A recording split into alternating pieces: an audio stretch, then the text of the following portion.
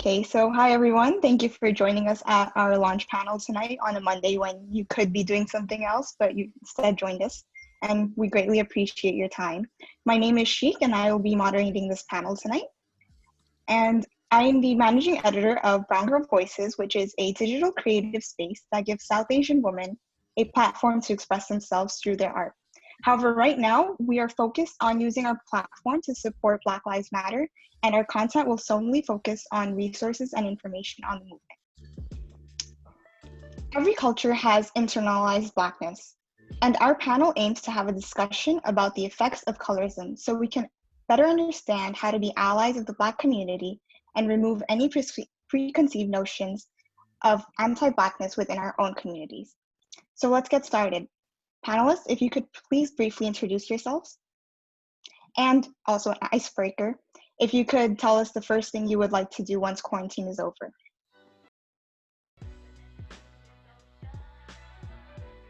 I can go first. My name is Anita Tindwani.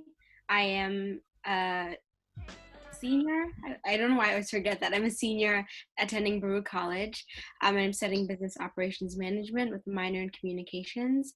I'm also currently employed at a nonprofit organization called the International Coalition of Sites of Conscience. And I've been working there for about 2 months as a grants compliance assistant. And for the icebreaker, something that I'm looking forward to is boozy brunch, I have to say. Hi, everyone. My name is Rebecca LaFond. I am a graduate of Brooklyn College. I graduated May 2019 as a sociology and political science major. Currently, I'm employed for government. I work in the New York State Assembly. And if quarantine ended, I'd really want to go on a vacation.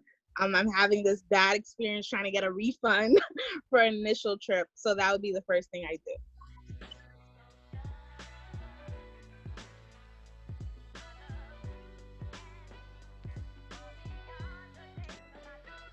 Cindy, you're muted, sorry. Okay, I'm alive. Hey guys, my name is Cindy Stefan. I am a young working professional in New York City. I'm an educator and actor and activist. And yeah, I'm so excited to be here today to speak about this because it is definitely an issue that needs to be discussed and we need to shed light on for sure. The first thing I want to do out of quarantine is I agree with Anita. I think we need to go for a boozy brunch because I think everyone is tired of not seeing their friends and having some joy in their life. Snap to that. Thank you, panelists. I really appreciate you being here with us tonight. And so let's get started. Okay. So audience, how are you guys feeling? What do you hope to take away from tonight?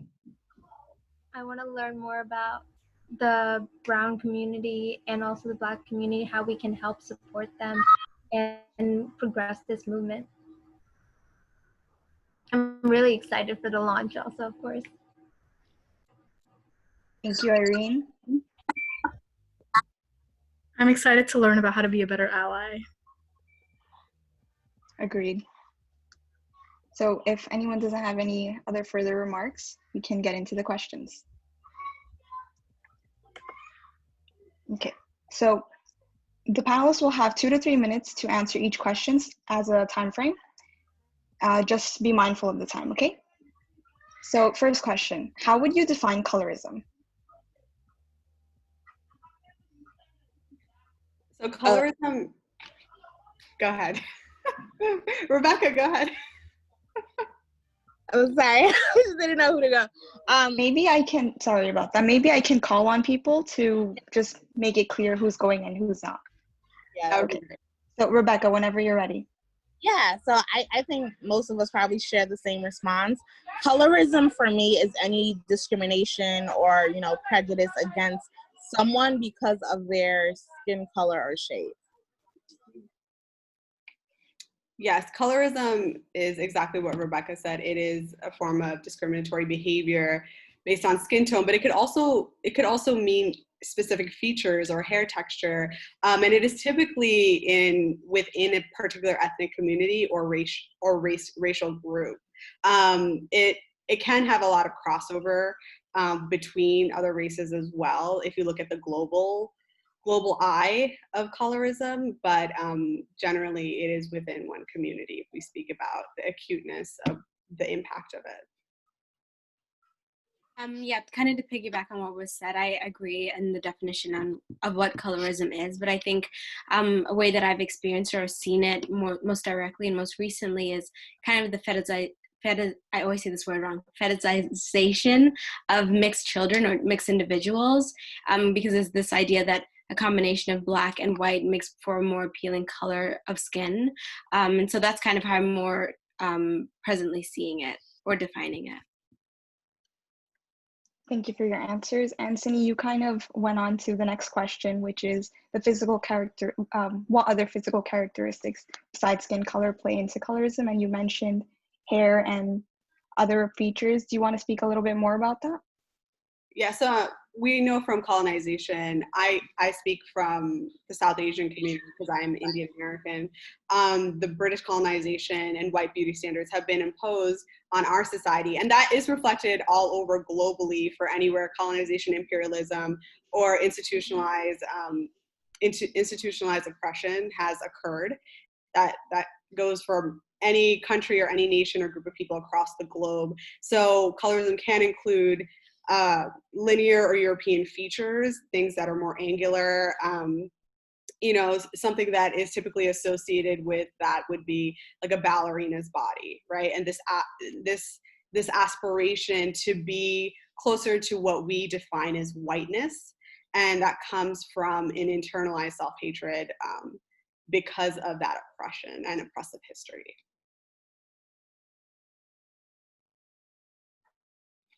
I would add to that also, kind of tying back to the hair issue. I think for me personally, a lot of professional settings or environments really encourage that women of color have a very specific looking hair, whether it's tied back or pulled back. But I think a lot of women of color, me specifically, who choose to wear their hair naturally in certain occasions, whether that's in an afro or in just a natural setting in braids or any of the more traditional ways of keeping African hair, is seen as unprofessional. And so I think that's one of the ways that colorism has played a role in my life directly, is being told that my hair has to look a specific way for me to be taken seriously, whether that's straight or relaxed or whatever, like Sin was saying about aligning with European beauty standards. So for me, that's kind of how it's implemented in my life and been something that I've had to learn to practice throughout, but I'm also currently trying to unlearn for my own self-love and appreciation of my own identity. Yes, Anita. Thank you, Anita. That was beautiful, how you have to learn and unlearn those biases. I definitely agree. Rebecca, did you want to add anything?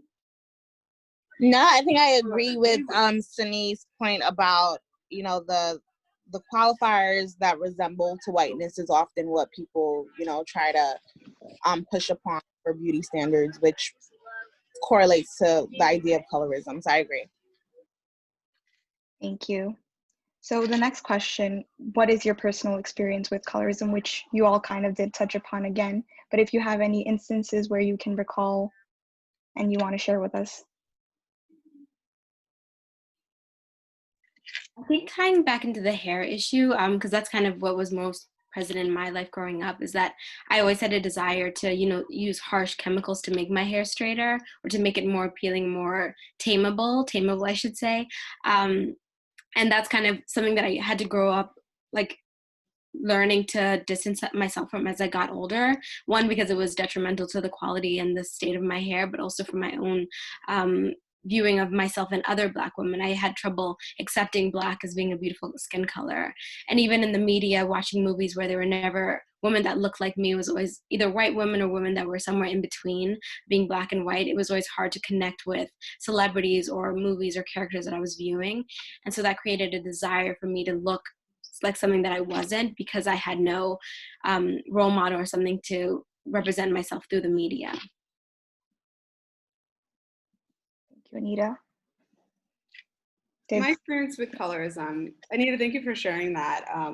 you also are speaking about like the binary that exists in America, right? This contrast between Black and white and like an aspiration to whiteness, which we discussed.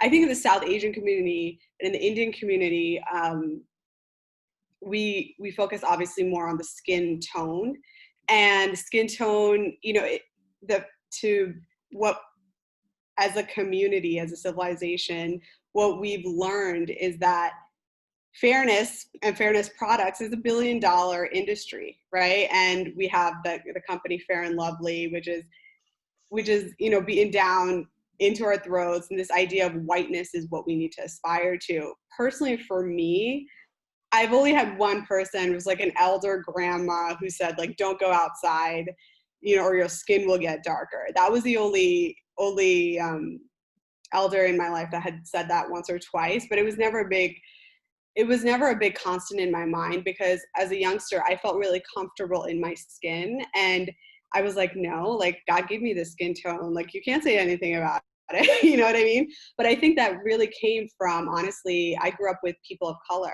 you know, a lot of Black and Latino friends growing up, and we all had brown or beige skin. And that, I was happy with that, you know. But I think that if you, for example, I have many friends who have been in a white siloed area where they're the only brown person in a white community. And of course, they're going to face discrimination because they're the only different type of looking person. And whiteness in many ways also equates to power, right? So we have to understand the dynamics between how that plays into our everyday lives. And Anita, you touched on this as well, but colorism and racism are interrelated. So we should also, you know, look at that as a construct as well. Yes, thank you, Yeah, Cindy. so from my personal experience, growing up, my mother is lighter skinned than me. Like, she's more of like a yellow bone complexion, and I get my shade from my father, who is darker than me. So when we look at the Caribbean diaspora and other, you know, parts of, you know, African countries, etc., there's often this idea that to be pretty, that you know, have to like bleach your skin or use soaps that make your complexion lighter. So that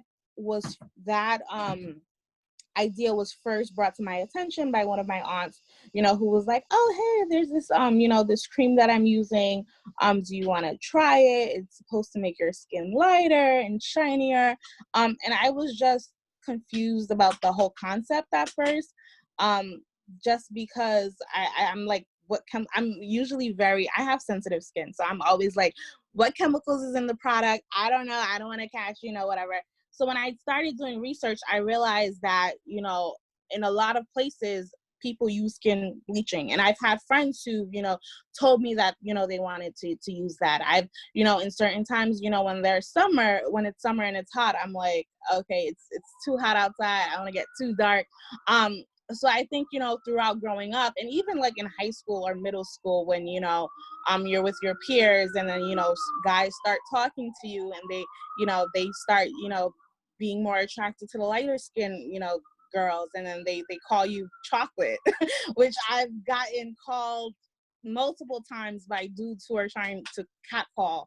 And I'm like, how do you call someone chocolate? Like, I'm like, am I dessert? Like, so, you know, just experiencing those things, you know, from a young age. And I think growing up, definitely the other panelists mentioned, you know, just beginning to accept yourself for who you are, and, you know, knowing that you're beautiful and that you don't have to, you know, try to look like anybody else because you're unique at the end of the day, is one of the things that I had to, you know, just, you know, encounter myself, and then, you know, teach that to my younger siblings who are looking up to me.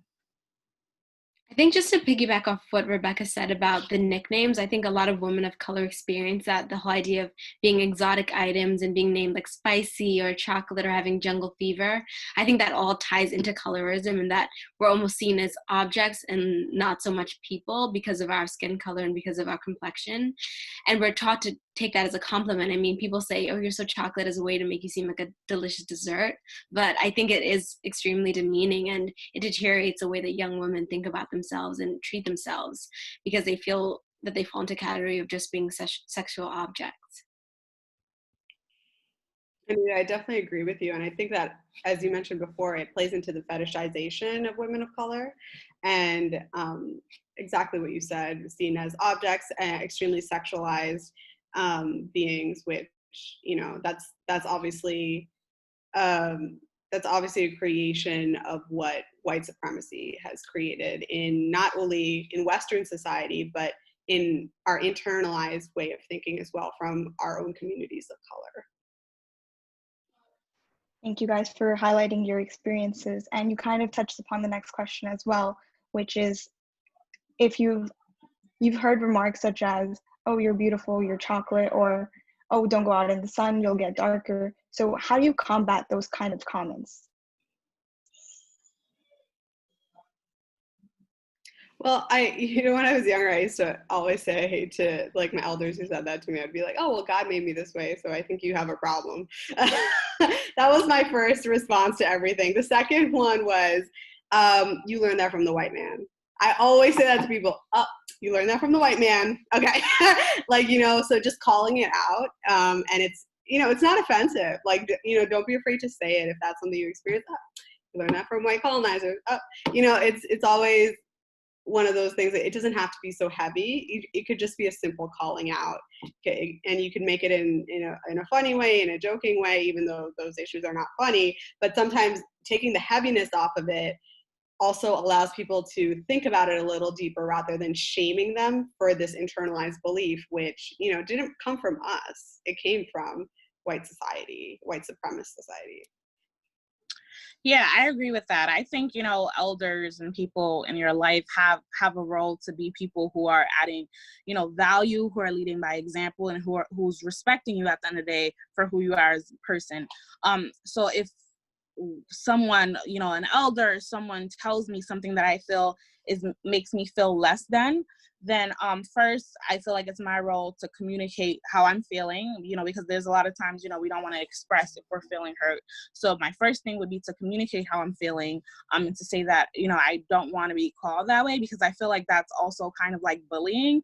And I don't think anyone, in our families or anything like that should ever make us feel like we're less than, because we're not less than. And I think if someone continues to treat us that way after we verbally communicate that, then as an individual, you owe it to yourself to kind of distance yourself from that person, because they obviously don't feel like your voice should be, respected by, like, the way that you say you want to be treated. They feel like, it doesn't matter. So even if that's family, like, I feel like it's hard, for us particularly, because often we have large families and, we want to feel like we have to be like this innocent, obedient, young person. But I feel like most of the times, where I've heard critiques, it was from my own family. And I don't think, growing up, like, I tell my sister all the time, like, she's young, and I'm like, you never should let somebody treat you like you're not human, or like you're not worthy, or that you deserve to be treated respect. So if somebody is doing that to you, and you communicate that and they don't listen, then I feel like, you should remove that toxic person from your being. Yeah, I would agree with what's been said. I think for me personally, something that I'm learning to do is kind of making other people unpack their own internalized racism or colorism. So kind of turning the question on them, asking them, well, what do you mean by that? What makes me, this? And then having them explain to me why they've come to this conclusion. And you can almost start to see the discomfort or the realizations that they come to about it when they're describing their own, racism or colorist thinking. And I think it's a good tactic. I definitely agree that it's important to explain your story and explain your own understanding. But I think, especially as women of color, it also gets exhausting for us to constantly have to tell our story. So for me, that's kind of been the way that I'm approaching is now just like putting people on a pedestal, putting people on the stage and asking them what they mean, and to get them to kind of dissect their own discriminatory thinking. Thank you guys. I know it's really hard when it's internalized colorism within your own family sometimes, and it's hard to point out what kinds of racist remarks those are. And I think that's a great approach, Anita, putting them on the spot and making them answer the questions instead of having to explain it yourself.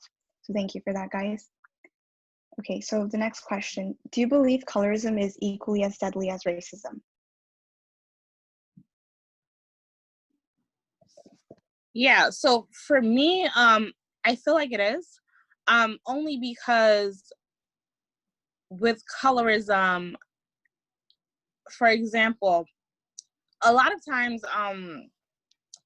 in Caribbean countries or in even any African country, there are certain people who use their skin color and create this idea of how someone who looks a different shade from them should be treated. So for example, when we look at countries, like if I'm saying like the Dominican Republic, for example, people who are, and I'm using Dominican Republic as an example because I'm Haitian and are, you know, we're right there next to each other. So for example, in the Dominican Republic, they literally, I've read how they literally beat and tortured people who are from the same country as them, who are shades darker.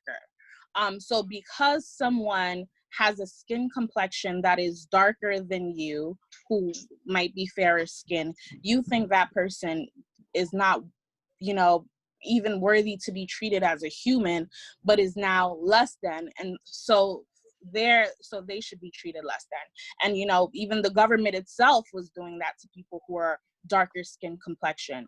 I mean, with the whole idea of racism, when we look in history, it was like, if this person has this percentage of blackness, then this person doesn't even deserve to be treated as a human being. Now they're, you know, percentages of human being because of their blackness. So even within countries itself, I've read things in history about how like certain tribes who were darker, you know, try to colonize and, you know, brutalize the lighter skin complexion.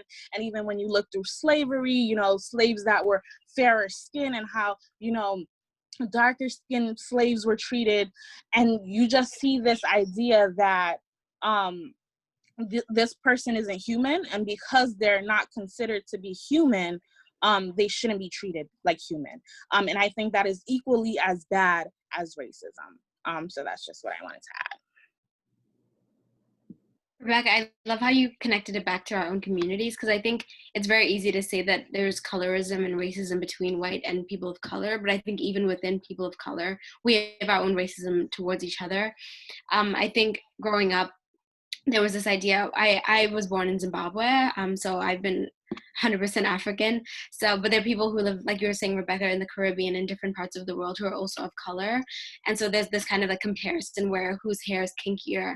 And because kinkier hair is seen as lesser or uglier, there's kind of this idea that people profit or benefit off having hair that's most closely linked to having fine, coarse hair. And I use hair as the description because that's what's most relatable and closely linked to my own upbringing. But I think even within our own community, we see the ways that we tear each other down far in ways that may even impact us worse than if it's a white person saying it to a person of color. Yeah, I agree with everything that both of you said, Rebecca and Anita. I think that, Rebecca, when you mentioned that darker skinned people are seen less than human, I think that's definitely evident in India as well, or the South Asian community. For us, colorism is deeply related to casteism. And we also have to acknowledge that somewhere along the line in our history, that the aspiration to whiteness, or to understand that whiteness is power, was connected to casteism and the systemic approach of what caste means. And caste in India is having a particular type or group of people that was actually intended to be in a societal framework for the society to function. That was the initial intent of caste, right? But it translated and it manifested into something else, especially after colonization, which was that darker skinned people are less than human. And we also see that with the Dalit community in India. And the Dalit community has taken a lot of partnership and have looked to the Black American community. There's been a lot of relationship in terms of freedom and rights and liberation movements within history that allowed the Dalit community and the Black community to interchange their process for liberation and the systemic approach to how we get rights, right? And one example of that is Ambedkar. Ambedkar was a leader in India. He, wrote letters to W.E.B. Du Bois about how they can use the similar strategies that Black Americans were using to find freedom for the Dalit community in India. So I think that when we look at colorism, we also have to understand that it is very interpersonal, as everyone has been mentioning, but it stems from the systemic structure of racism. Thank you, guys. I think you hit the nail on that question. And, there's internalized anti-Blackness within our own communities. And before we can address, the systematic racism, we should address it within our own communities first. And sometimes it's within our own families. And, how do you go about when family members show favoritism when there's a child who's lighter skinned than darker skinned?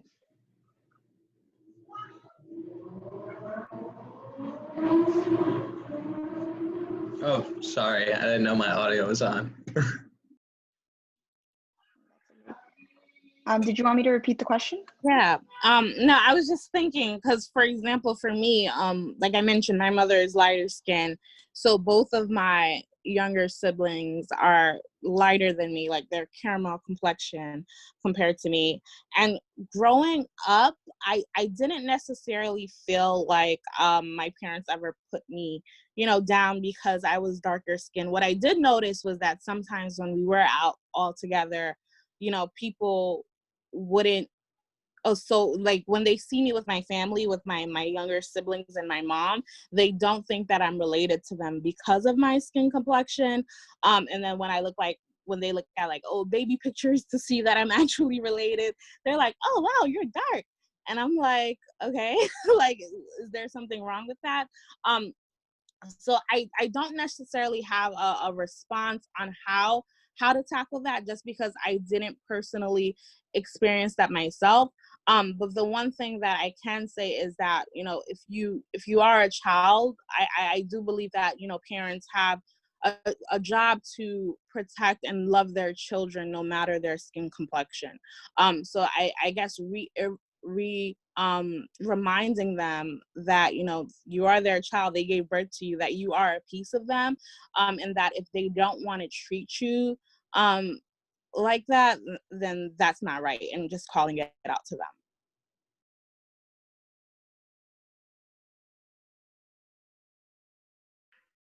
Yeah, Thank you, Rebecca. I'd agree with what Go ahead, Anita. said. I think for me, I was fortunate that my parents kind of saw me and my brothers as equals. And we all kind of have the same complexion. I'm only a little bit lighter than my brothers are, but there was never, a divide between us for that reason. But I think kind of what I was mentioning earlier is that there's a lot of desire for people to have mixed children, and that's more so where my focus is turning to now, is that people have this idea that they want to combine two different complexions to create a greater complexion, which is usually one that's slightly lighter, and there's this kind of obsession over mixed children. I think there are platforms like Instagram and Twitter where they kind of profit off of having accounts just for their mixed children, and you see the way that society's like feeding into this idea of admiring the blue eyes with the dark skin with the slightly curly hair.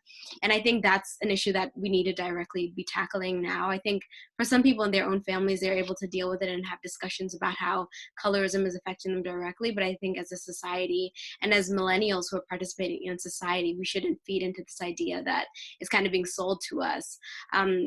Because it's dangerous to bring a child in and bring them into society that just wants them for strictly their appearance, but more so for their race, when we already have so many issues that we're tackling related to race, colorism, and all those other things.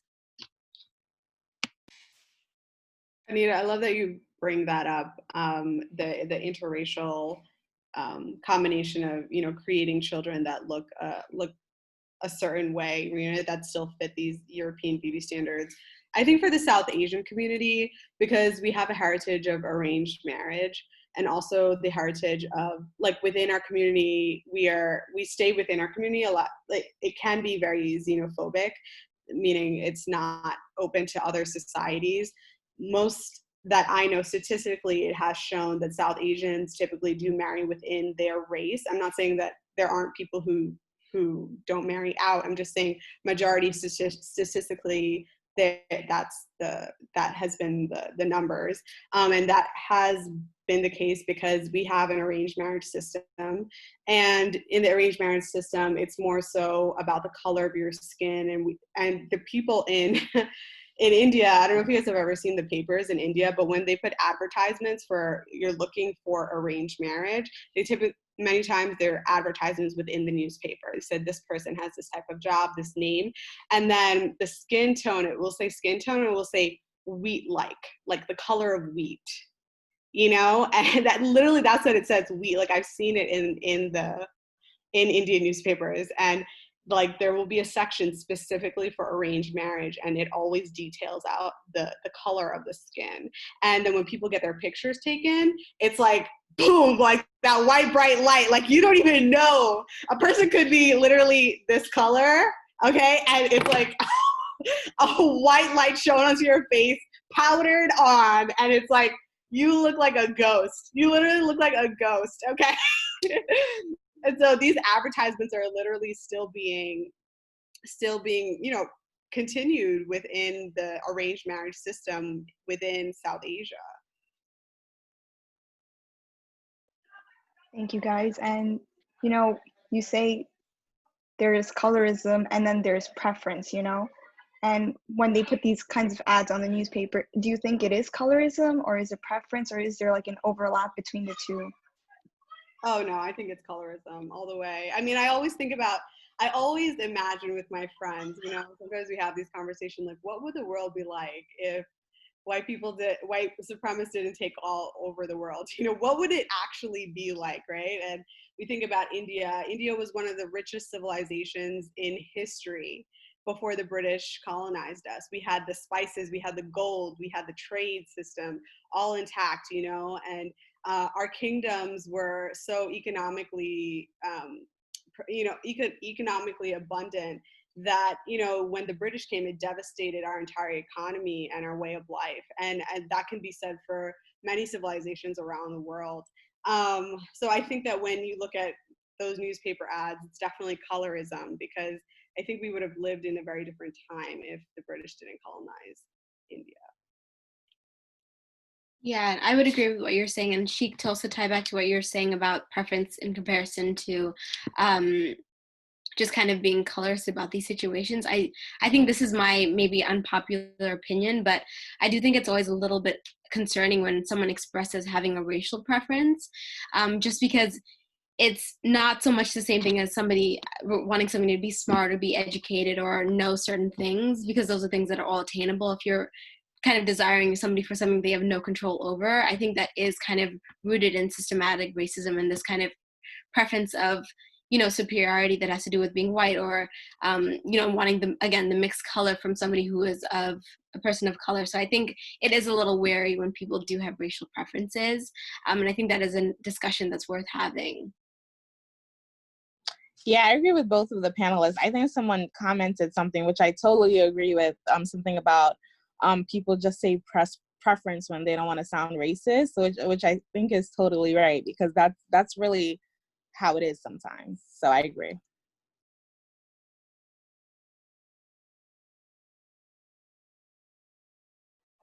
Sorry, guys. Thank you for that. I was trying to get my questions back on the screen. I apologize. Okay, so why don't we put more pressure on the media when it comes to colorism as we do with racism? I think for this one, I saw this and then I was thinking, I think with media, I remember I did this class once and we were talking about how media and how, the hypersexualization of Black women, etc. But what I realized is I think with, Black people in particular, sometimes when we see that, there is, a slight, representation of us In media, we think that it's enough sometimes when it's not actually enough. So with racism, it's blatant. We see racism, we notice it, and we want to attack it. But with colorism, it's subtle, because inclusion is not only having a black face on the screen. Inclusion, includes having different shades of blackness as well. Like we see, early on, that there were Black women who, got media roles, who were on the, commercials, but they were often the lighter skinned Black women. So yes, I'm Black, you're Black at the end of the day, but representation of darker shade women wasn't included. And I think because sometimes when we see one idea of Blackness, we think that it's enough, but it's not. And that's when we have to, speak up. And that's when, fellow Black women who are lighter skinned have to speak up and say that, what, I want, darker skinned women to be included in this, to have a voice in this. And that's what, started to happen. But I think that's why maybe in the beginning, we didn't see it as much, because we thought we were represented when we actually weren't. No, I definitely agree with you, Rebecca. I think that the media, really, we have to think it's this as racism and colorism. They're all systemic, right? Like this is a systemic approach. Yes, it's interpersonal, but where it comes from, the root of it is systemic. So when you have white executives in power, the owners and CEOs of companies who are disseminating this media to the public, right? These are still white executives, right? And so when you look at white leadership, like, this is where it comes from. So in terms of dismantling structurally, what needs to happen is what's happening right now in our current, political climate is we have to, look as communities of color, we have to look internally within ourselves to unlearn, deprogram, and dismantle racist and colorist thinking. In alignment with that, it's unfortunate that people of color carry the burden of having to educate other people about the systemic racism and how to dismantle it, because it shouldn't be our job. It should be the job of the white community, right? But unfortunately, the burden still lies on us, because we have to fight for it in terms of representation, in terms of being seen in everyday media and content. So when we look at those decision makers in power, we have to really understand how we can get other people of color, but not just any people of color. It has to be people of color who are willing to dismantle racism. And that intention needs to be there when we look at leadership in media, for it to be dismantled. Yeah, and kind of to just add on to what the other panelists said, I think kind of what Cindy was touching on, it forces us to critique our own communities and kind of address the discrimination we subject our own people to. So a lot of things with racism is like you can almost point the finger because it's so separate from you, but with colorism, it's almost like you have to look at your own upbringing as well as the people that are in your own community and figure out how you've been detrimental to your own upbringing, your own society in that way. Thank you, guys. That was beautifully said. Oh, okay. And do you think there is such a thing as light skin privilege? Hell yeah. Hell yeah. I think when we go back to the conversation of preference, and the idea of beauty, and when we talked about white features, European features, I think growing up, I've like when I was in like high school and middle school, there were a lot of times when I was with other girls who are like light skin, and they were viewed as the pretty girls, and then they would get like all of the benefits, and then like all of like the darker skin girls were just like to the side, and it's like they weren't even there. So I definitely think that light skin privilege exists, and we see that for men too.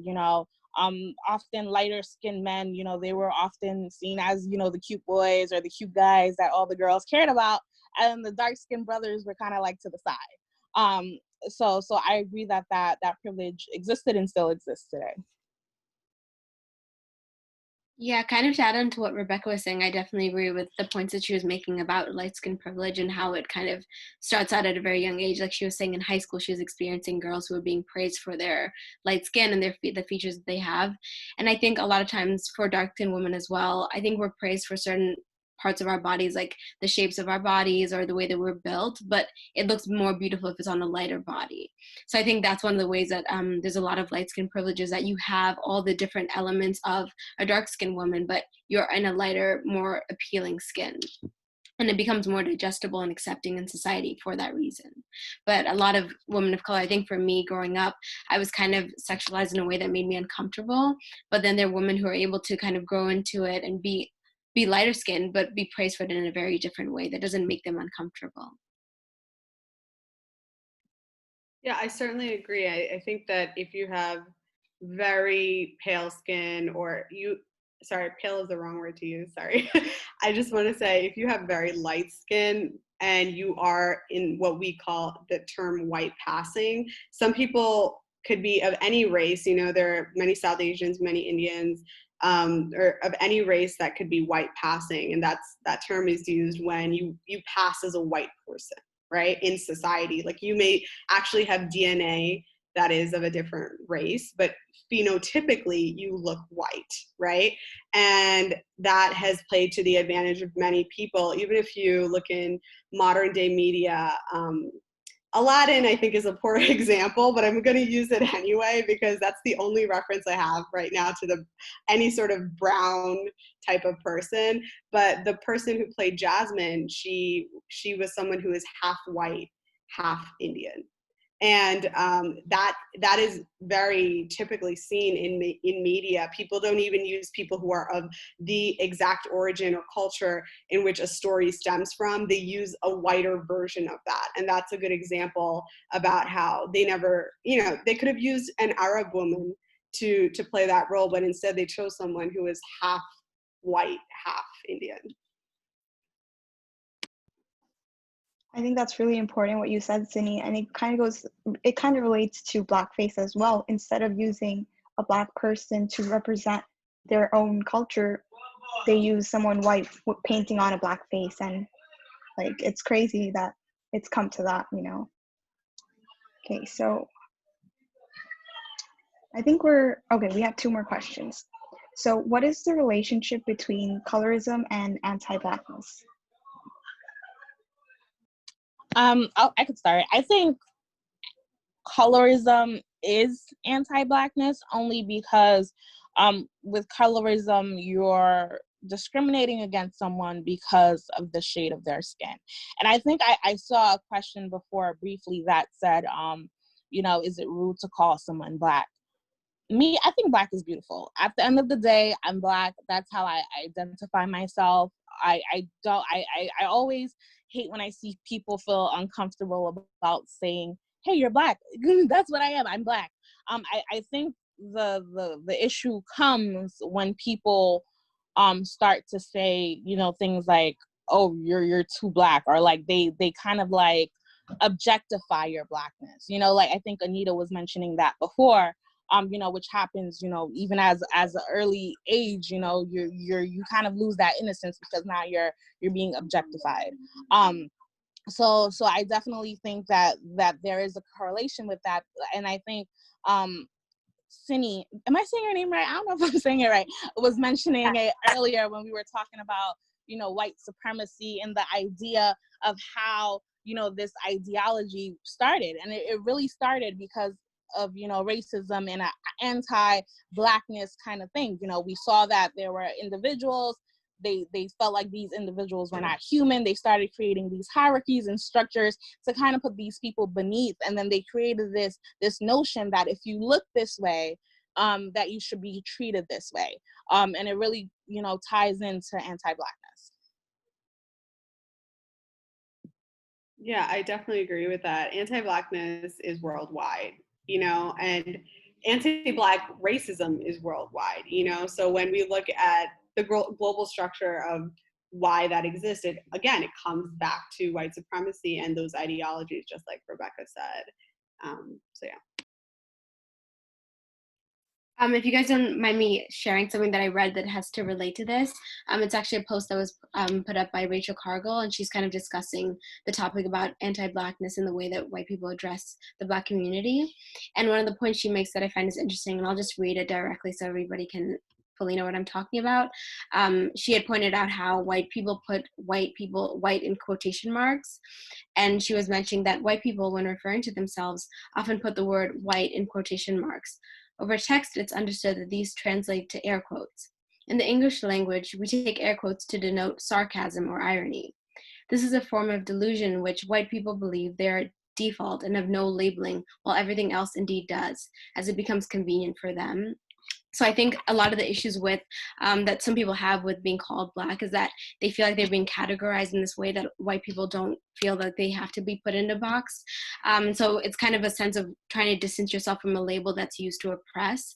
But I think, as the two other panelists mentioned, I think taking ownership of that title as a way of pride and kind of reclaiming a lot of words that in the past have been used negatively is a way to kind of bring power back to that category. And so I think even though there's some people who see being called Black as a negative thing, there is a way to reclaim the word to make it have power and not so much use it as a way to oppress, but a way to uplift people. I love that, Anita. And it kind of reminds me of like how people view people of color as a monolith, right? The word Black, right? I mean, Black is so many different things, right? You're Tanzanian, Rebecca is Haitian, you know, like there's different forms of Blackness and there's different forms of being a South Asian woman, right? Like there's not any one way, but I think oftentimes as people of color, especially as women of color, we're pitted into this monolithic type of homogeneous group, which we are not.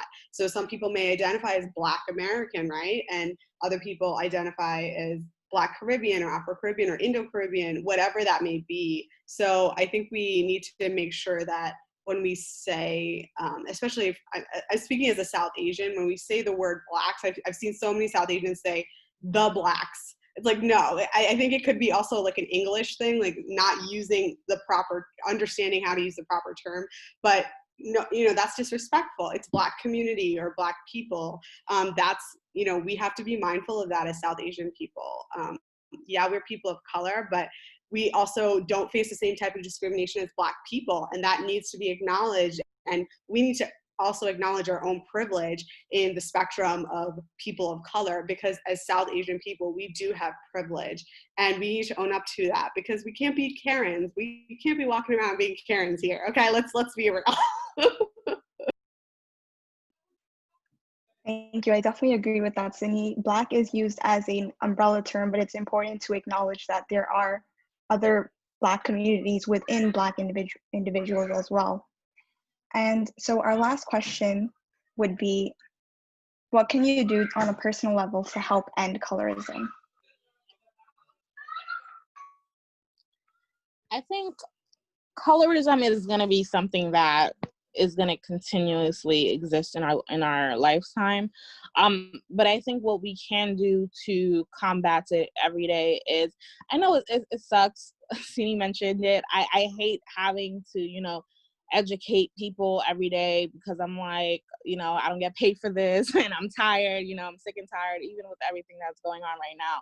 Just having to constantly remind people of you know, existing and why, you know, my life matter is, you know, it's frustrating.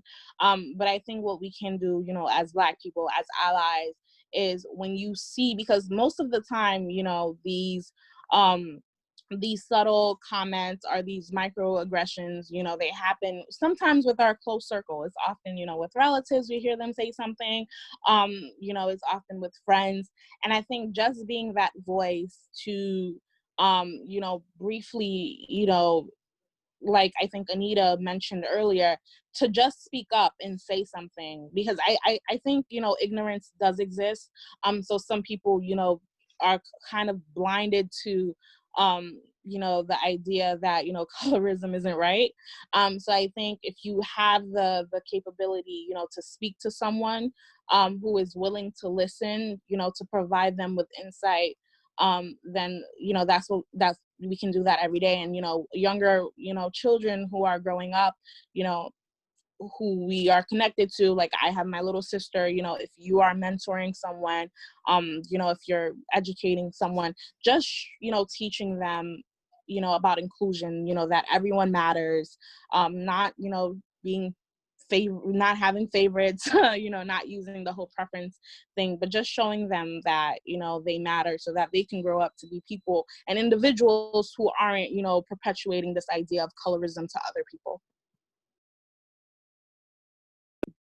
I agree. Anita, someone just told me that you're from Zimbabwe. I am so sorry. My sincerest apologies. I couldn't hear you. It's okay. I messaged you because I just want to let you know. Oh my God, I'm so happy you did. Okay, Zimbabwe. That's okay. So yeah, I do agree with everything that Rebecca said. I also think that, you know, there was a sign that I saw on Instagram, guys, the other day that was like, if you have time to stalk your ex and what they're doing, you have time to research this stuff. And I was like, yo, that is all the truth. That is the truth. Like, that is straight facts. Like, if you have time to be on Instagram, and if you have time to be on Facebook, like, you also have time to research oppressive history in America and globally. You know what I mean? It's not the responsibility of Black people to educate us as South Asians. It's not the responsibility of us South Asians to, you know, educate white people. Like it's just not. It's just not. Like, let's just call it out for what it is. Like, we have our own work to do, and let's get to it. Yeah, I would agree with what both the panelists said. I think connecting back to what Rebecca said about her younger sibling, for me, I love children, and for anybody who knows me personally, they know how much I want to have my own children one day. And I think the most important influence that you can have on their life, especially a child of color, is kind of teaching them to learn to love their skin color and love their identity from a very young age. I know my aunt does an amazing job of like buying my little cousins Black dolls and like letting her watch shows that have Black main characters so she can start to kind of see herself in powerful positions and powerful roles, even if it's as simple as a doll that she plays with. I think that really influences the way that a child sees themselves if they have a replication of themselves in different forms. And I know many of you have probably seen the video of those kids who are asked to choose which color baby is more attractive, and the majority of them always choose the white baby. And it's not because they just woke up and decided to prefer whiteness, it's because they've been taught it from birth up until the age that they are now. So I think that's really where it starts for me. But then also not being afraid to call out the people in your own circle. I think for me, especially with everything that's going on with the Black Lives Matter movement, is having really uncomfortable conversations with a lot of my white friends and kind of making them aware of the ways that they've oppressed me or made me feel a certain way, but also listening to their story and seeing how they are reacting to what's going on in the world. So being comfortable in stepping into those conversations and having them, and I wouldn't say dismissing or canceling people, because I think sometimes that can be kind of toxic and can deteriorate the movement or the progress of something, but kind of not being afraid to say, well, this is why you're wrong, and this is why, this is where you're wrong, and this is why, and having those discussions and taking it a step further and teaching them how to be an ally. But like you said, Cindy, also realizing that it's exhausting to constantly be educating people and teaching people about your own story. So also knowing when to stop speaking and just forcing people to do the research and understanding on their own. And I think now, especially, there was a lot of performative activism going on. So being very aware of those different platforms that people are using to kind of use this movement for their own agendas. And again, that goes back to like calling out things that are not relating to people of color movements, and being able to have those discussions is really important in my opinion. Thank you, panelists. I think those are really important remarks. And Cindy, to go back to what you said on calling people, not letting them, or how to phrase it, not using their ignorance as a way to educate them, you know, it's saying like when you call them out and you try to justify that they're ignorant and, hold on, I'm not making sense.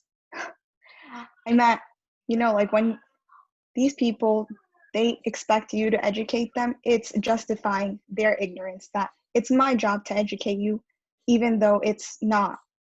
And I think that was an important note to end on. And I think we have a few questions from the audience on the side. So, or if anyone wants to speak, you are more than welcome to, or I can read out the questions if you want.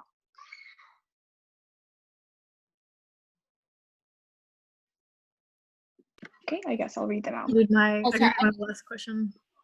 Sorry. What's up, Anita? You can go. Oh, no, go ahead. Sorry, I didn't mean okay. Hi, guys. My name is Radhika.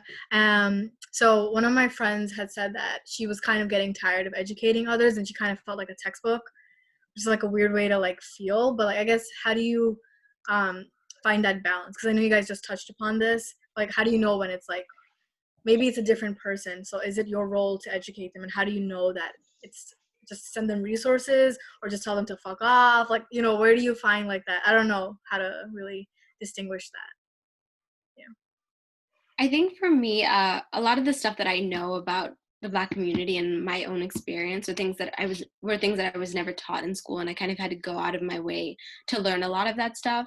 So I think acknowledging that this is something that I have also just recently learned and that somebody else might not know because they haven't done the research. So I think definitely giving somebody the resources to read up on these things, because there's a lot of, especially on social media, there's a lot of information getting passed around that ends up being untrue or not fully, explained, so people are unable to get the full grasp on what it's explaining to them. So in those situations, I'm always happy to educate people and tell them more about the specific topic that we're discussing or the specific issue. But I think there are also very obvious situations in terms of police brutality where there are videos circling all over the internet about people being abused, and you can actually see it. So for somebody to deny that kind of situation is where I draw the line. It's like, this is very obvious and blatant and right in your face, and you not knowing this is just you choosing to ignore it, as opposed to, reading up on Black history. I mean, specifically, there's a book that I have about Black Wall Street, and I'd always heard about it, but I never really knew much about it. So that's something that I'd be more than happy to, explore and discuss with somebody further. But going back to police brutality, I mean, we see it on the news every single day. We see videos on social media. That's something we all know is going on. And somebody who doesn't pay attention to that or doesn't acknowledge that is just choosing to be ignorant. And so for me, that's what it is. Like, there's a difference between being ignorant and choosing to be ignorant. I definitely agree with Anita. I think what needs to happen globally as a society, we need to take ownership. That's where it starts, right? Ownership that you don't know the facts, right? And if you start from there, then you can move forward. It doesn't mean you have to know the entire encyclopedia. It doesn't mean you have to know everything, like from A to Z, about every leader in history that did XYZ. It's not about that. It's about, one, acknowledging that you're ignorant, and what Anita said precisely, which is to be able to step into learning about the situation that's happening. There are certain things that you just have to draw a line on. I think especially right now with the BLM movement, I feel like the basics, the Black Lives Matter movement started in 2013. The basic ask, like literally the basic ask, was to stop killing Black people. Like, that is the basic ask. Like, stop killing Black people. Like, how hard is that for a government, for a country to do? That is like the one ask. I mean, there are several other asks, but that is the one basic ask. That is to live. And that's a human right. It's not, at that point, it's just like, that is a human right. If you can't get behind that, honey, you're just on the wrong side of not just history, like your whole mind. I don't even know. Yeah, I agree. Continue, Rebecca. Sorry about that. Oh, no, I was just saying, I agree. I think Anita and Cindy hit it right at the point in terms of, and I feel like for me, I've had people before who, I feel like for me, for my self-care and my mental health, I think if it reaches a point where I feel like this person could find the information on them by themselves, then I'm not gonna continue to engage, because then I feel like, I'm just being treated as a slave. Which is, the term that I use is very weird, but I feel like certain people, they know where to access the information, but they just want to, I don't know how to explain it, but I've had people who I know can easily look it up, but they want to act, ignorant to it. They want to say, oh, I don't know this. Can you clarify this? What about this? And I'm just like, at this point, you're just, not trying to get the point. And I feel like for my mental health, I'm going to disengage from this conversation. So I think when it reaches that point, I'm like, I'm out. But I agree with Anita and Cindy. Thank you. There's a few more questions. I'm just going to read them. Since colorism is an international phenomenon, do the panelists think a borderless global approach to anti-racism is necessary?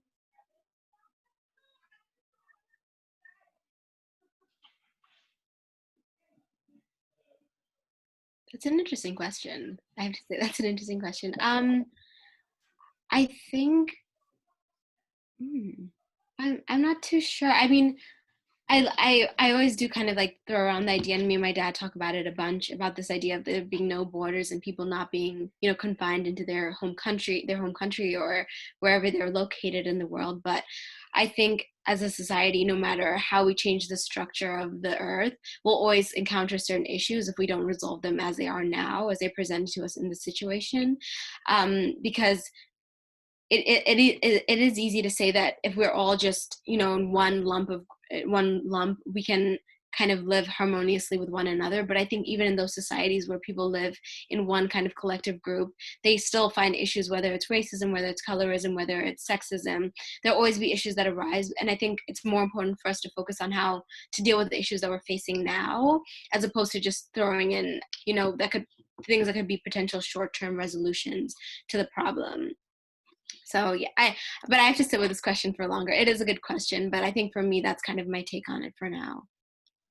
And you don't have to feel like you need to answer the question. They are tough questions, so I appreciate you taking it on. Yeah, and I want to agree with Anita's point about the idea that even within, you know, confined borders in countries that, you know, colorism and racism exist, colorism exists within the country. I like the idea of culture. I like the idea of, you know, having you know, your unique culture, and the idea of, you know, just sharing something with the collective group and having different cultures kind of come together in a melting pot. I personally, you know, enjoy that. I enjoy, you know, looking at other cultures, you know, when, if it's not, you know, people, you know, being bigots, you know, are doing things that are discriminatory. Besides that, I like the idea, you know, of us having that. So that's my take on it. You know, this makes me think of, it's a borderless thing, and some people can say, like, I don't see color. Like, if that's their approach to things, how do you take that on? Because I don't see color, I don't think is an appropriate response. But what do you guys think? Whenever somebody says that, I automatically, that person, people love to say they don't see color as a way to kind of show that, you know, they're not racist or whatever. I'm like, my color is everything right now. You saying that you don't see color is not acknowledging the fact that Black people are being killed disproportionately by the police, by the coronavirus, by all of these other things. And, you know, it's you wanting to stay ignorant to the fact that these injustices are happening, and they're happening to a certain kind of people, you know, at a disproportionate rate. So I when people say that, I automatically think, you know, they're hiding something, that they could be racist, you know, they are, because it's you saying to yourself that you're choosing to not acknowledge this exists. And I think that's a problem to, you know, to me personally, as a Black woman, as somebody who has ancestors who died through slavery, through all of these other things because of their color. So that's kind of my point on that. I just turned on my mic to snap at all of that. Yeah. Like, it's true. I 100% agree. Yeah, I mean, So, not seeing go color. ahead, Cindy. Too. No. Not seeing color is like saying all lives matter. Literally, that's literally what it means. Like, if you don't see color, then you're not acknowledging the systemic racism that exists. I mean, I don't know what else to say. But going back to, I really like that question that you asked about borderless global existence. I think that, you know, even without borders, we would have tribal warfare, because that is human nature. You know, greed is human nature, and this idea of conquest is in many ways, like, that's been historically true for a lot of civilizations. But I think that what makes a difference is that, like what Anita said, we can't hypothesize. We're not just hypothesizing here. This is the reality. The reality is that white structural oppression exists. So if you're saying I don't see color, that's like saying all lives matter, which all lives matter, but all lives can't matter until Black lives matter, because Black lives have never mattered in this country because of the way it was started through genocide of Native American people and enslavement of African people. So until Black lives matter, then all lives can matter, you know? Thank you, panelists. The next question is, I saw a graphic flyer today that said, is it rude to call someone Black? What is your perspective on that? Yeah, I think I touched on this briefly before when I was mentioning that, I'm, proud to be Black. And I think it's interesting because I think somebody else mentioned something about not all Blacks want to be labeled as African American, which, I don't know if some of you might be shocked to hear this, which does exist. And it's interesting because I was a sociology major, so there's this idea. Some people consider themselves to be Caribbean, Caribbean American, or some consider themselves to be Afro this, Afro that, or African American. So within the categories themselves, there are some people who have their own indifferences and believe that they're labeled something else. But I say that also because I like I mentioned, I was a sociology major, so it exists, in our own communities, how some people label, African Americans and Caribbean Americans. So there's this whole nuance in itself. So I find it comfortable to be called Black. I don't have a problem with that. But like I mentioned before, when you just start like objectifying someone because of their Blackness, and just say, like somebody mentioned before, like the Blacks, like what does that even mean? So that's when it gets to be a slippery slope. Thank you, Rebecca. Did any of the other panelists have anything to add to that? Yeah, just to add on, I think for me, I was, like I mentioned before, I was born in Zimbabwe. So for me, when I first came here, I strictly stuck by being called African and not American, just because I didn't feel like I had a connection to being American. Just yet, I hadn't grown up in American culture and I didn't really relate to it as much. But then I later found out that there was more layers to that, and that a lot of Black Americans and African Americans, as in people who were born in Africa, do kind of have a divide within their community as well, where Africans may see Black Americans as lesser, and Black Americans seeing Africans in the same way as well, because there is kind of this divide that we're built to see between each other and to keep us separated in that way. And for me, that was something that I had to unlearn very quickly. Growing up, I always kind of connected with people who were also born in Africa and who had roots that started and began in Africa. And it was hard for me to connect to Black Americans in that way, because I already had like the stigma in my mind that we weren't the same, even though we looked the same and we had very similar cultures, and we were all just kind of divided from that one boat that brought them to America. But I think it's interesting to start to dissect that as a person of color myself, to realize again that it's not just racism that exists between me and white people, it's more so within my own community as well. Thank you, Anita. So the next question, how do you suggest approaching white passing privilege among family or just individuals in general, especially when they are resilient to recognize the colored persecution of their own marginalized ethnic group, which they are able to avoid based off their own color? That was a loaded question. Sorry, could you read it one more time? Yes. How do you suggest approaching white passing privilege among family or just individuals in general, especially when they are resilient to recognize the colored persecution of their own marginalized ethnic group, which they are able to avoid based off their own color? I'm going to add it onto the comments so you can see the question. That was my question. but like just to like clarify, so for example, like I'm white passing, and so my mom is Hispanic, and like her dad was 100% Native American. Her mother came from Mexico.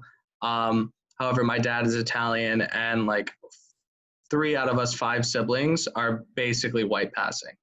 However, 2 of us, or my brother and my sister, are darker skin tone, and like, if we go to Arizona or whatever, like they'll be talked to by regular like everyday people, like neighbors and whatnot, but like we won't. And so there's like this already divide. But what I'm seeing now, especially with the Black Lives Matter movement, is where people are refusing to, like, even my own family members are not acknowledging the fact that Hispanics are marginalized people. They are, my mom advocating for the border wall, shit like that. And it's something that you see a lot in different in all different types of cultures and co-cultures. But how do you suggest approaching like that type of problem where somebody is refusing to acknowledge their ethnic group because of their white privilege? Because sharing those resources isn't enough. Like, how do you open that door to that emotional and like moral obligation that they should have?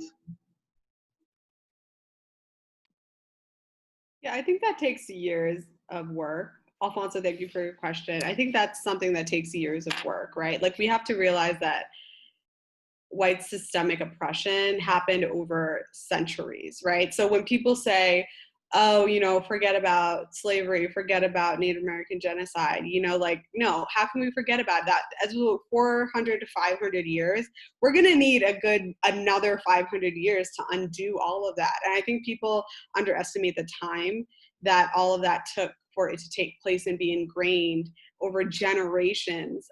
So that's something that takes time, and it's unfortunate that that's a reality. But we also have to allow our elders some grace, because I don't know about you guys in the audience. I'm assuming that this is a college-based conversation, but as I'm a first generation, we had the privilege of receiving an education in this country. I did, at least, So my parents and my grandparents, they didn't have the privilege of all that. Like, my grandfather was a farmer.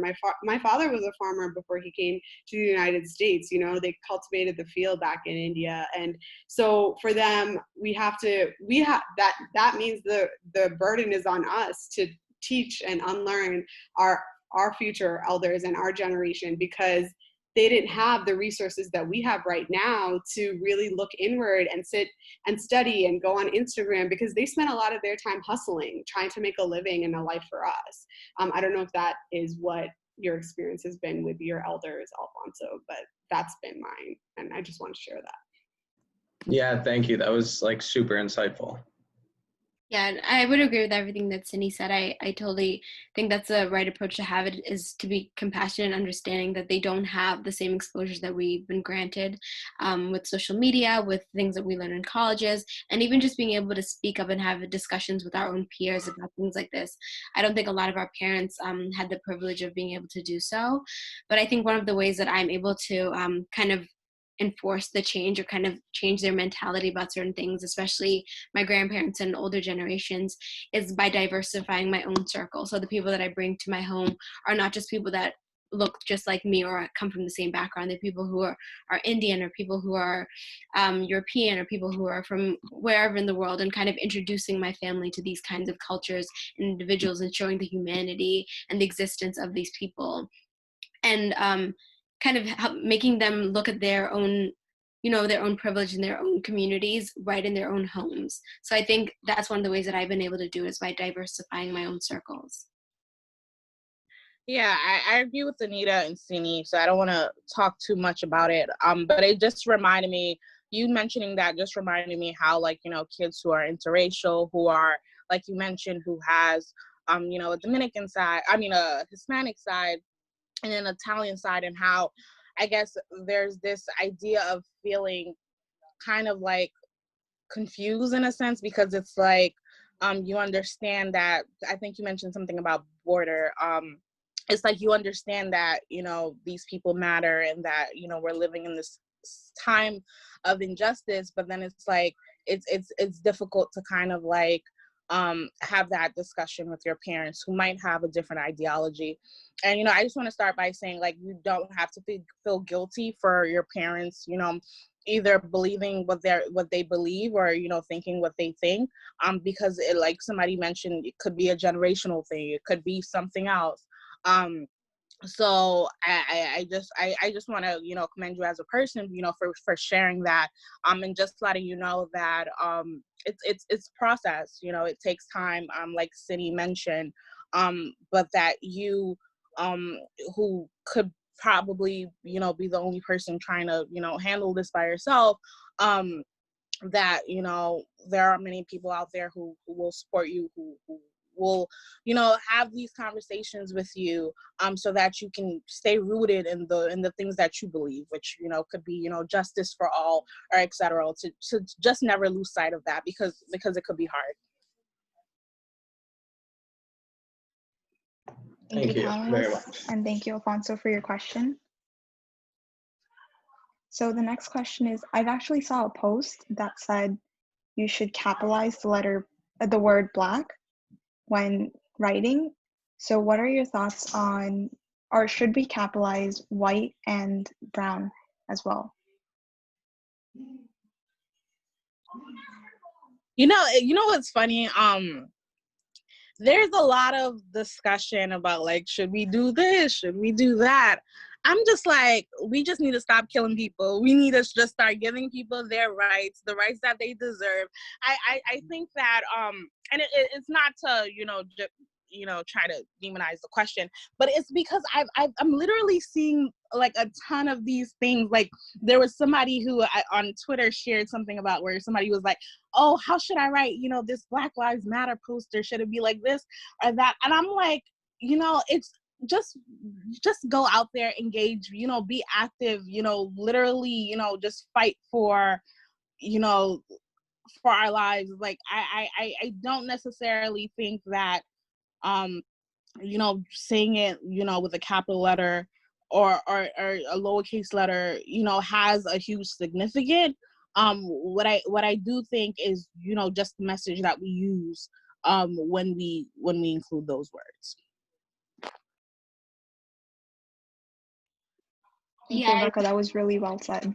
Yeah, I'd agree that like Rebecca's saying, there is a lot of noise on social media as well, where people are just kind of looking to fill the space sometimes, and it doesn't really do much for the movement when you're constantly having these back and forths about things that are not that significant.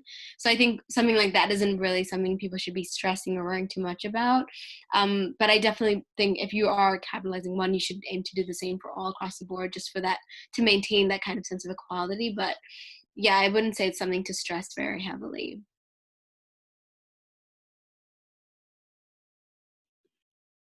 Thank you. And I asked because we are a publication of a sort, and we just wanted to be, you know, mindful of that going forward. But I definitely agree that's not where the emphasis should be, you know. So thank you for that. Okay, so this question is for Cindy. Have you ever been mistaken for being a Black person by somebody, and what did you think about it? I just responded to that person privately because I didn't think okay. this question, but I have been mistaken sorry. for Black, and I just, and by many different races, and I just tell them I'm Indian. Thank you, Cindy. And not to put you on the spot, so sorry about that.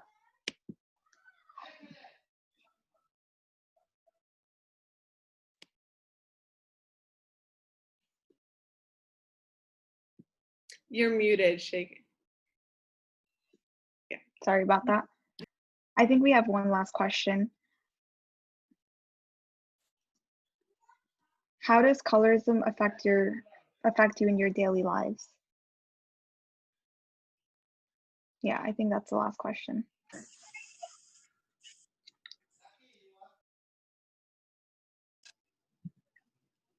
So I can start. This question, it just reminded me. So I mentioned I work in government, so the state legislator, and most recently we were having, you know, it's 2020, and we're still having this conversation about the banning of natural hair discrimination, because in New York State that still isn't banned yet, just an FYI. And this is 2020. And I say this because I remember, Anita, you were mentioning this a lot, because when Black women, one of our main identity factors or whatever is our natural hair. So there are literally people who are still, being discriminated against because they wear their natural hair out, and they can't, do anything about it. So I think colorism itself, affects me personally daily as a darker skinned woman, because whether it's, the things that I see on TV, whether it's the way that I engage with, other people, men, or etc., or whether it's the way that I try to encourage and teach my sister, it's something that exists. And even with my mother, I think I mentioned earlier about my aunt who, the whole idea of this bleaching soap to make your skin lighter. It's something that, is a conversation that's going to continue to exist. And I think, one way, as allies, that we can engage in the discussion, which we talked about before, having discussions and etc., is also amplifying, pieces of legislation or bills that are working to kind of combat these issues that, a group of people are facing. So whether it's, amplifying this legislation that they're going to try to pass, and, call your representatives and let them know that, hey, we need to ban discrimination on, natural hair, or, other things that we see. Like, for example, this is more so on the police brutality thing. I mentioned oh damn, I'm choking. I mentioned that I work in the state legislature. So one of the things that was being amplified last week was something called, the repeal of 50A, and, banning, chokeholds, because in New York State in 2020, chokeholds by the police department wasn't banned yet. So it's different things that we can try to do on a local level to kind of like, get involved politically, because although, political movements are often seen as, not, doing much, because it all comes down to enforcement, there are still ways that, we can engage in this dialogue to ensure that, certain lives of people are being, protected, and that we're doing something to be engaged.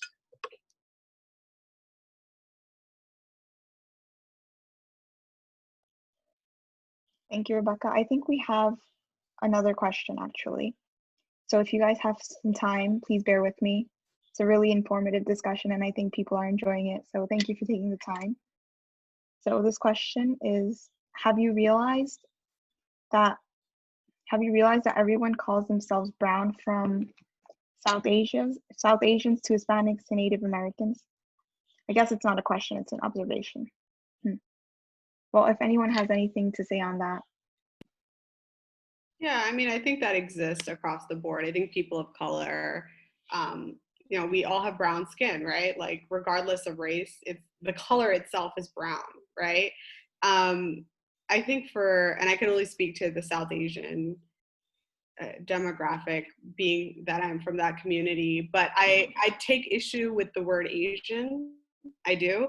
I think in the American context, the word Asian is also used as a racial identifier and not just a geographical identifier. So for brown people like us, like those who are South Asian, even that term, like the word Asian is derived from a Western lens, right? That's the first issue I take with it. The second issue is that in American context, it's more than a geographical indicator, it's a racial indicator. So we're looking at people who are East Asian, people who fall under maybe the Chinese American category, or Filipino American, right? Those type of people who look phenotypically East Asian, right?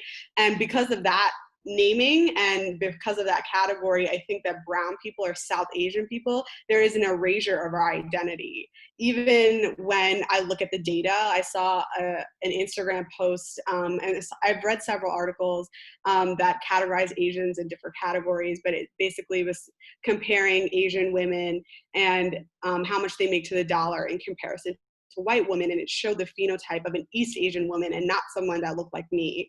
So because of that reason, I do feel that brown people experience an erasure in this country because of using the word Asian and even South Asian, which I personally don't appreciate. I don't even know what word we can use, like maybe the word Desi, because we do use that word, but even Desi I think is very specific to Hindi speakers. I'm South Indian, I come from a Dravidian language background, so it is also, again, homogenizing our entire race, which shouldn't be done. But going back to that one question about have I been mistaken to be Black before, I want to point out that many South Indians, I'm South Indian, we actually do have Black ancestry. You know, if we look at the trade route between Somali, like if you look at East Africa and India, like South India, those points, there was a large trade route and relationship that happened for like centuries before colonization happened. And there are many South Indians who actually do have Black ancestry.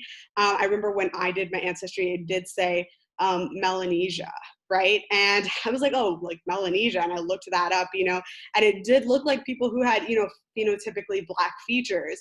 That is not to say, that is a whole different conversation I think South Indians need to have, because of the fact that anti-Blackness is so rampant. We've even erased our genetic pool or our identifiers. But that is not to say, like, my lived experience is as a South Asian woman. So I wouldn't claim that in terms of like, you know, in terms of like bandwagoning it, which is disrespectful. But I think there is an acknowledgement there that should be taken into consideration, which a lot of history and research hasn't shown because it's been written by white authors.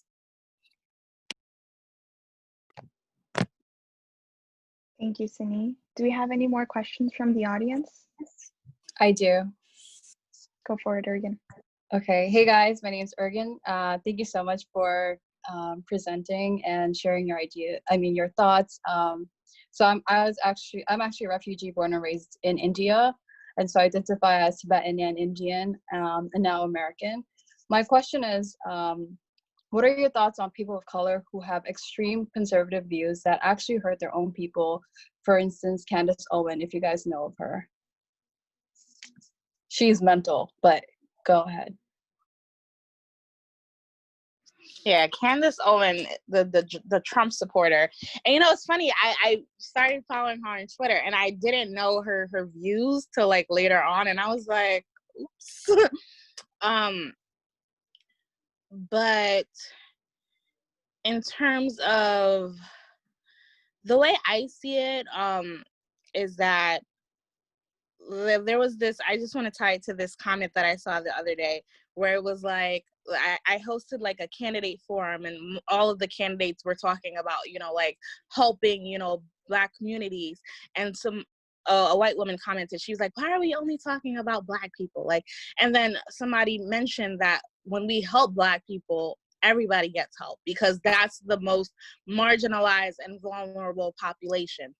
So I think in terms of a Black person, if you who is a Black person who understands the struggles and the injustices that we face, is against, you know, any policy or any idea that can progress, you know, or make our lives better as we continue to exist in this unjust society, then I think, you know, you're ultimately, I feel like I never want to speak bad about a Black woman because I understand our struggle, but I feel like it's sort of like a self-hatred kind of thing, because it's like you're basically putting down these ideologies that can help us as a whole to kind of like further this ambition that you have for yourself, right? Because I think my whole idea of us existing as a society that, you know, better benefits us, you know, as a collective, is when we go high together. So that means, pulling up that sister. And I think when we talk about colorism before, and when we talked about like the media, and there was a question about why, the idea of why the racism was would be addressed first rather than colorism. And I mentioned that it was because at that time, certain Black women were getting, certain spotlights, but it wasn't, all of the shades of Black women. It was like the lighter skin complexion. And I think that, and I mentioned the idea of, if us as a whole collective Black women is not benefiting, then that's not something that should be celebrated, right? So when we talk about like, Black people, when we talk about, businesses and, putting our dollars into businesses that are, not harming us as a collective, I think that, that's something that we can talk about with Candace Owens, which is, having, if an individual is not trying to better us as a whole collective who is a marginalized group, because of ambition that, that Black person doesn't well, what was I saying, that Black person doesn't see the benefit for us. And I still feel like it's kind of like a self-hatred thing. So that's it. Yeah, like kind of adding on to what Rebecca said, I think for me, the thing that irritates me most about Candace Owen and people like her is that they're kind of using their power and their intellect to manipulate other communities, but also to deteriorate their own. So I think as opposed to being an ally and, advocating for Black people and Black lives, she kind of uses her platform to maintain her own level of success because she knows that she doesn't want to, be one of the struggling Black people again. And it's kind of one of those situations where it's, I got my own, now get your own. So that's my biggest issue with her, is that she kind of uses her intellect to manipulate situations in a very specific way that almost makes it seem as though she's still participating and supporting the movement, but isn't necessarily doing that when you kind of dissect what she's saying and how she says it. And I just wanted to add, Candace Owen, in history, we see this a lot of times when we talk about like the model minority, and then, even in Black people as a whole. Like I remember, as I mentioned, I'm a sociology major, and we, would compare different, sociologists. And there were certain Black people who felt like, folks who were Black, who were still in, communities that were impoverished, who weren't succeeding, that it was because of their own, lack of ambition, or because not acknowledging that there is systematic institutions and structures that are in place to perpetuate this idea of poverty, and to place Black people beneath. So I just wanted to add that, because I've noticed that Candace Owens isn't the only, type of person who has this ideology, that there are people in the Black community itself who are continuing that idea as well. Thank you, panelists. And I think there was one last question from Chanel. Was there? Oh no, it was pretty much the question that I believe y'all touched on already about just the differences between using like Asian, brown, Southeast Asian, because I don't know, I always like want to refer to people, like when I speak of certain situations and stuff, like I want to be able to speak to how the person identifies, but at least for me, like I can, like, I'm trying to explain. Like if I see somebody and I'm trying to say like, oh, like this person was Indian and they're really Bengali, like mistaking them in that way, I know that really that offends people. So especially like how we talk just about Black people in general and not going into if they're African, if they're Caribbean. How is there a way for us to have good discussions where I could speak about, I guess, a person or a certain issue without offending someone? I don't want to generalize things, but I also don't want to I don't want to be so specific that I also get it wrong. So I don't know. I don't want to offend anyone, but I think this is also a conversation of just like having these conversations without feeling like I have to step on every single word or people's toes. Yeah, so I think that would just be really amazing if someone could at least, I don't know, explain it. But I think Sini did a good job on also talking about her own experiences with using the different ways of identifying. I think for me, what I've come to, oh, Sydney, you can go ahead. No, you can. I think I already spoke. I'm just kind of to answer. This is a really good question, Chanel, because I kind of think about the same thing quite often. I think for me, what I've realized is that individually, because like there's nothing I can really do to change other people or how they interact with me. But in terms of speaking about my experience, I try and use I instead of saying we. Even being a part of the Black community, I try not to speak for everybody in the Black community. I try to speak for my own individual because that's all I can really speak on. And I think even within the Black community, we all have very individual and unique paths that are very similar. There are Black people who are lower class, Black people who are middle class, and some Black people who are high class, and they'll all have very, very different experiences, interactions. And so I think it's important for us to take ownerships of our own journeys and our own stories, as opposed to generalizing for our communities, even if we are the minority. It's important to not generalize because that's kind of how generalizations get perpetuated and passed on to other groups. Thank you so much, everyone. That was such an engaging conversation. And thank you to everyone who asked questions, and especially the panelists for being with us tonight. And if you have any closing remarks, panelists, you are more than welcome to speak on that. Yeah, I'll start. I'm so happy to be here with you all for the launching of this great program. I'm happy to have these discussions, especially with people who are open to, you know, having these discussions and learning how to be better allies, because I think that's definitely needed in our society. Because, you know, I think right now, yes, we're having a discussion, you know, that's specific to Black lives with the whole Black Lives Matter. But like I mentioned before, I feel like, you know, people of color as a whole, we all come from, you know, backgrounds where, you know, we've, you know, faced injustices somehow. So I think, you know, the only way that we can, you know, go further and combat these issues is if we go together as a collective group. So I'm happy to have these conversations, and I'm happy to have other conversations too that include other groups as well, so that, you know, as a Black woman myself, I can know how to be a better ally. So thank you again for the invitation, and I had a great night this evening. Thank you.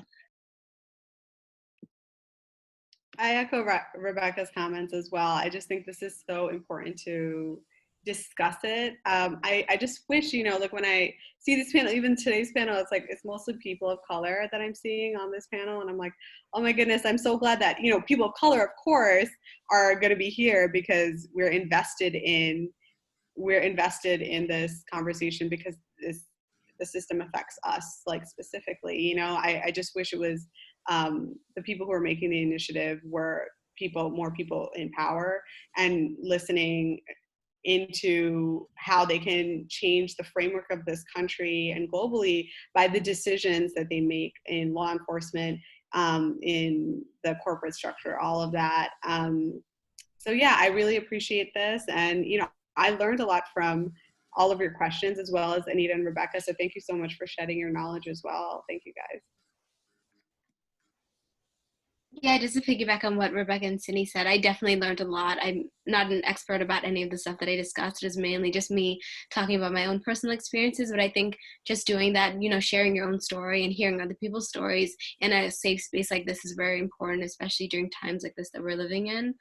And I think it also, I know you were saying, Sydney, about there not being any white people in this group. And I think that's also kind of the next steps for things like this, is like including people who have the ability to be allies who need to be allies for people of color would be the best kind of next steps. But I do think it's great that we also have some male representatives in the group right now, because this is Brown Girl Voices, but I think it's important that our voices are being heard by not just women, but men and people who are living in our society. So thank you to you guys for being here as well, and like listening to our stories and being a part of the discussion.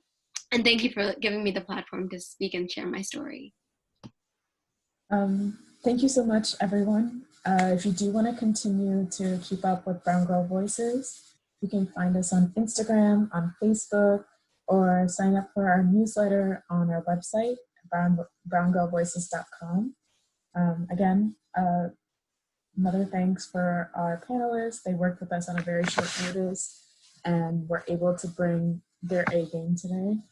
And we really appreciate you being here for our first ever event for Brown Girl Voices. So thank you again. And yes, thank you, so much, Sheik. everyone. We really, really Thank appreciate you. it. She worked really hard coming up with all the questions to make sure it's day one. Thank you again. Guys. So I think we're gonna end here. So Have a good week, guys. thank you to all our audience as well. Bye. Thank you. Good night, y'all. Good night. Thank you so much. Bye. Thank you so much. Bye. Please.